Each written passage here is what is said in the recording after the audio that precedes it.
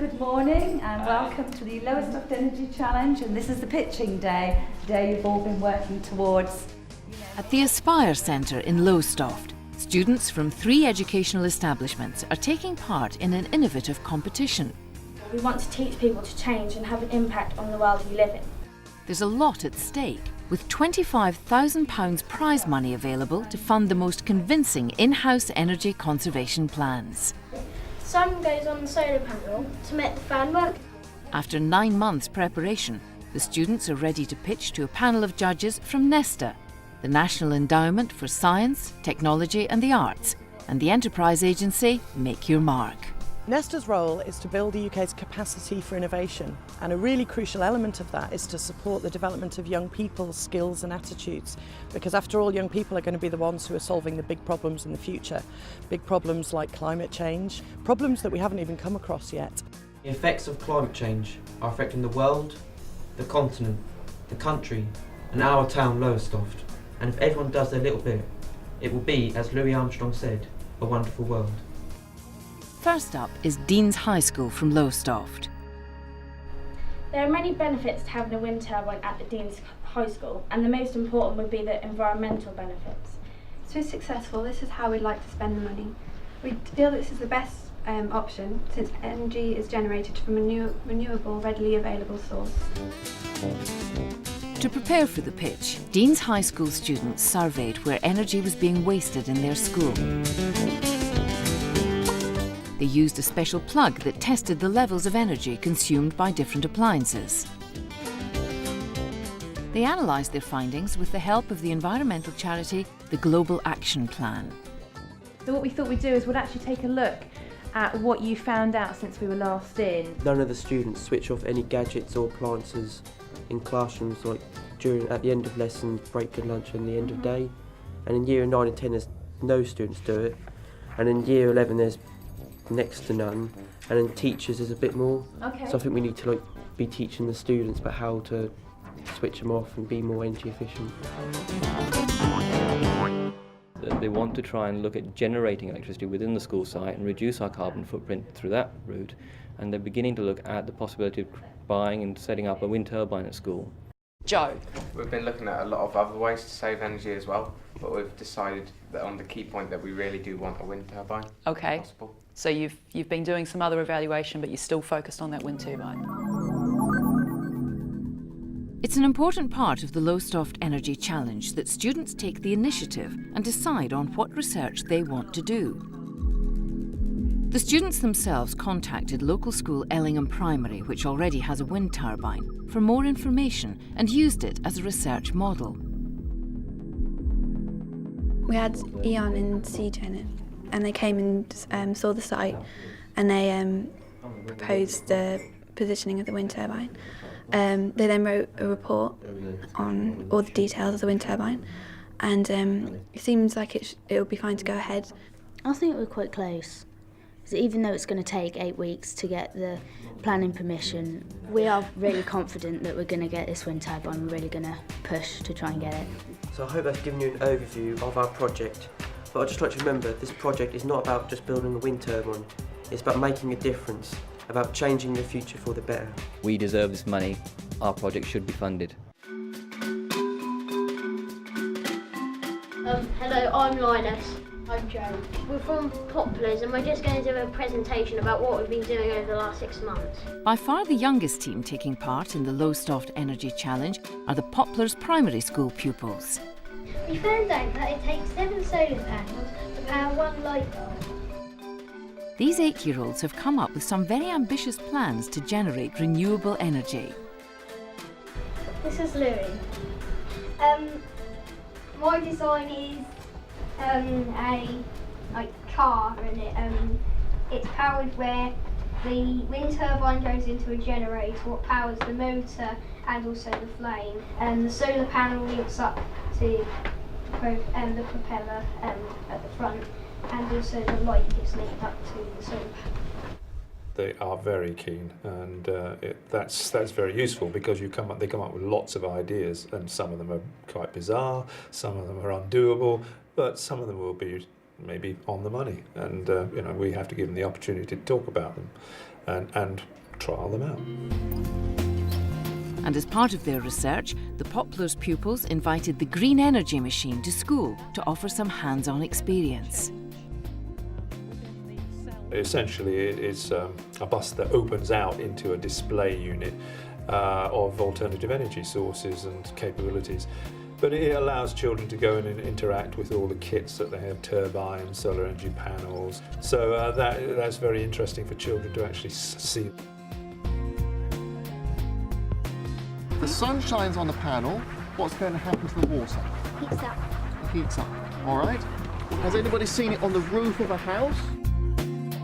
Largely they've been working on solar energy panels and wind turbines of pilot size, and to find out the viability of the equipment that we hope to purchase.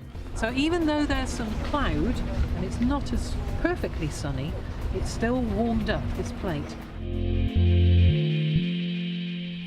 And the pupils went one step further and implemented their own energy-saving plan.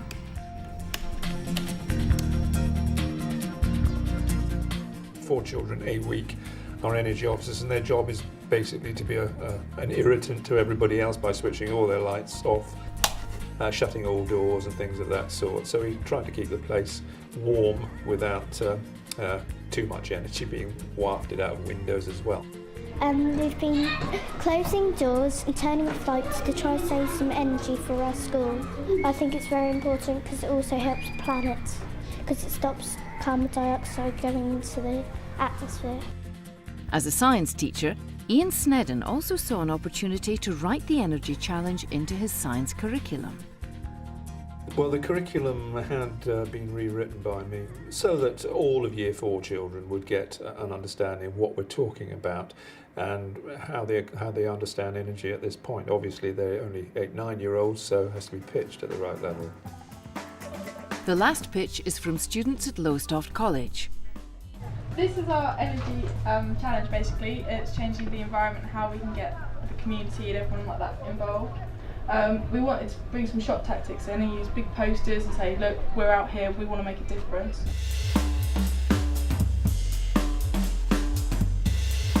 The main ideas for this pitch came out of a workshop with the Global Action Plan team. What's the project idea? What are the benefits of the idea for the environment, for the school, the college and the local community? GAP was a great resource to pull on because it actually helped the students look at possible ideas, but also gave them the support to actually see how it could be made more realistic. About 3 years ago, someone created a sculpture called the Wee Man, which is waste electronic and electrical equipment. It's a giant sculpture made entirely from the amount of electronic waste one person would generate in their lifetime. The students decided to make a waste material sculpture in the shape of a tree. Working on a replica was a challenge that engineering student Emma took up. This is a model that we made to represent what we actually want to make, as in wee tree. We've used things like pipe, gas pipe and stuff to sort of make model exhausts. Coke cans, as in that's what the oil drums are going to be. The washers are going to be the washing machine windows. The reason we want to make it 12 foot is because it will be big, it will be in your face, and because it's all eco-friendly and trying to save as much of the planet as we can. Right, we discussed biofuel, and there are a lot of potentials with it. We've even got apparently we've got some college staff have already checked into it, done some research on it. So apparently we've got all the oil, everything now already on site.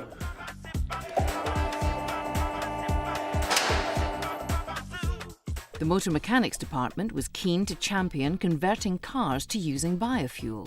So we now need to look at what we're going to have to change on this particular vehicle to bring it into use with biodiesel. Because the biodiesel is very aggressive, they could attack the plastic or the rubber in here.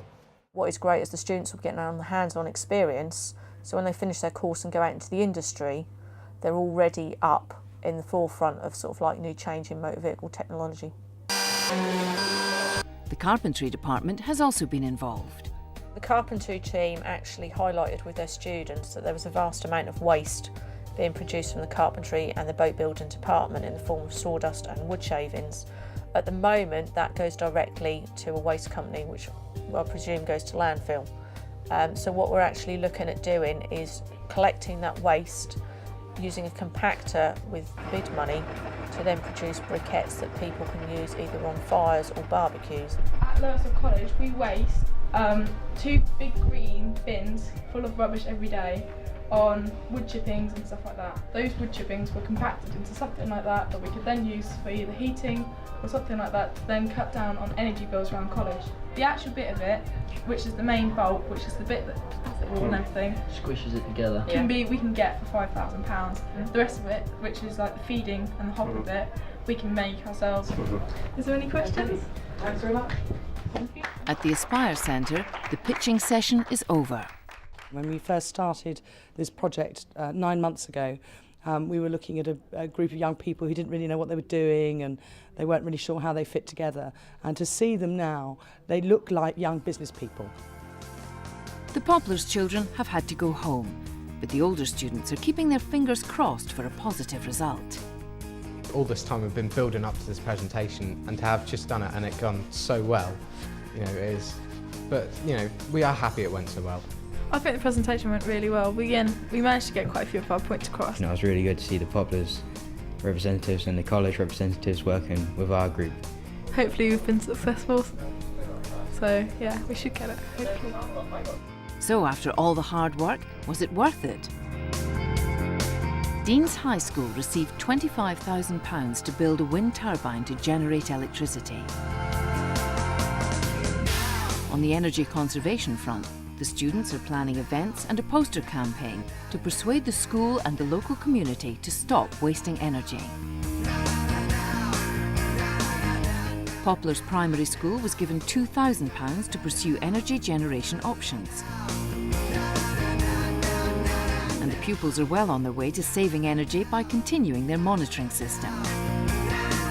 The Lowestoft College Energy Group was awarded a grant of nearly £16,000 to implement building a waste sculpture, converting cars to using biofuel, and compressing waste sawdust into fuel logs. As a pilot project, the Lowestoft Energy Challenge has been a success. The hope is that the scheme will go nationwide. We're going to have a teaching pack available for teachers at primary, secondary and FE level. Because we want to show that this is the kind of thing that you could do in any school. And we hope that our teachers throughout the country will think this is a good idea, because it's a way of empowering their students to use their scientific knowledge, but also knowledge they have from their other subjects about their community, about their written skills, about their presentation skills, and bringing all of those things together. The panel of judges, I think, has been hugely impressed by the quality of the ideas that the young people have described to us, and also the passion and the professionalism with which the young people carried out their pitches. I've been amazed by the quality of the ideas today, and I'm really looking forward to working with these teams in future to make these ideas real.